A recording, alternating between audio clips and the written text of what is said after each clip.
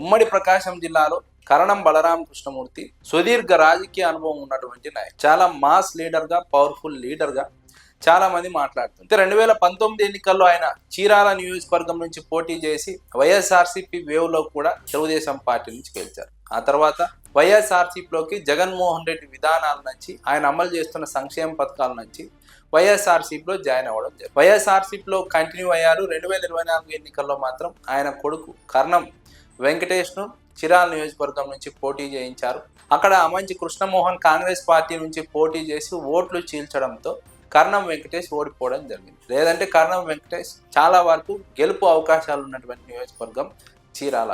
అదేవిధంగా చీరాల నియోజకవర్గంలో ఓటమి తర్వాత మళ్ళీ కర్ణం బలరామ కృష్ణమూర్తి తెర మీదకి రావాలని ఆయన అభిమానులు కోరుకుంటున్నట్టు ఒక ప్రచారం సాగుతుంది. గతంలో అద్దంకి ఎమ్మెల్యేగా గెలిచారు, అద్దంకిలో రాజకీయాలు చేశారు. దాదాపు సగం జిల్లాకు పైగా ఆయన రాజకీయాలు చేసినట్టు నియోజకవర్గాల్లో ఉన్నటువంటి నాయకులు మాట్లాడతారు.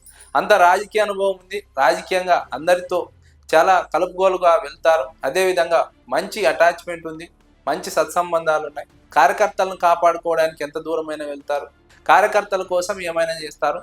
ఇలా ఆయన పైన చాలా ఒక పాజిటివ్ ఒపీనియన్ ఆ ప్రాంతంలో. అయితే ఆయన 2024 ఎన్నికల తర్వాత తన కొడుకు రాజకీయ భవిష్యత్తు కోసం రాజకీయాలకు దూరం అయ్యారు. అయితే ఇప్పుడు ఆయన లోటు ఖచ్చితంగా కనిపిస్తోంది ఉమ్మడి ప్రకాశం జిల్లాలో అని చాలా మంది మాట్లాడుకుంటున్నారు. వైఎస్ఆర్సీపీ జిల్లా అధ్యక్షుడిగా బాధ్యతలు తీసుకుంటారని అందరూ భావించారు, కానీ ఆయన బాధ్యతలు తీసుకోలేదు. వైఎస్ఆర్సీపీలో మళ్ళీ ఆయన యాక్టివ్ అయితే ఖచ్చితంగా వైఎస్ఆర్సీపీకి పాజిటివ్గా ఉంటుంది. అదేవిధంగా బలరామ కృష్ణమూర్తికి కూడా పాజిటివ్గా ఉంటుందని చాలా మంది భావిస్తున్నారు. కరణం బలరామ కృష్ణమూర్తి తెర మీదకు వస్తే ఆయన యాక్టివ్ పాలిటిక్స్ లో ఉంటే ఆ పరిస్థితి వేరు ఉంటుంది, ఆ పాజిటివ్ సెంటిమెంట్ వేరు ఉంటుంది, ఆ ట్రెండ్ వేరు ఉంటుంది అన్నది చాలా మంది విశ్లేషకుల అభిప్రాయం. అందుకే వైసీపీ కార్యకర్తలు ఆయన్ను మళ్ళీ యాక్టివ్ కావాలని కోరుతున్నారు.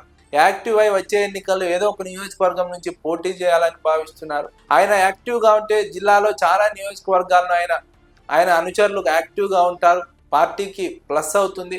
అదేవిధంగా పార్టీలో కూడా జోష్ వస్తుందని వైఎస్ఆర్సీపీ కార్యకర్తలు భావిస్తున్నారు. కరణం బలరామ కృష్ణమూర్తి ఎమ్మెల్యేగా పనిచేశారు, అనేక నామినేటెడ్ పదవులు నిర్వహించారు. ఆయన ఏ పదవిలో ఉన్నా సరే ఆ పదవికి వన్నె తెచ్చినటువంటి వ్యక్తిత్వం. ఆ విధంగా ఆయన పేరు సంపాదించడం కారణంగా ప్రకాశం జిల్లాలో ఆయనను అభిమానించే వారి సంఖ్య పార్టీలకు అతీతంగా ఎక్కువగా ఉంటుంది. ఆయన ఉంటే ఆ ఇంపాక్ట్ వేరు ఉంటుంది. అందుకే 2019లో వైఎస్ఆర్సీపీ వేవ్ ఉన్నా సరే క్లియర్ కట్ ఒక వేవ్లో కూడా తెలుగుదేశం పార్టీ నుంచి గెలిచారు. అయినప్పటికీ తెలుగుదేశం పార్టీలో ఆయన ఉండలేకపోయారు. జగన్మోహన్ రెడ్డి విధానాలతో ఆకర్షితులయ్యారు, వైఎస్ఆర్సీపీలోకి వచ్చారు. అంత బలమైనటువంటి నాయకులు ఇప్పుడు మళ్ళీ యాక్టివ్ అయితే వైఎస్ఆర్సీపీ జిల్లాలో పాజిటివ్గా ఉంటుంది, ప్లస్ పాయింట్ అవుతుంది. ఆయన యాక్టివ్ అవడం ఆయనకే కాదు పార్టీకి కూడా చాలా ప్లస్ అవుతుందని విశ్లేషకులు భావిస్తున్నారు.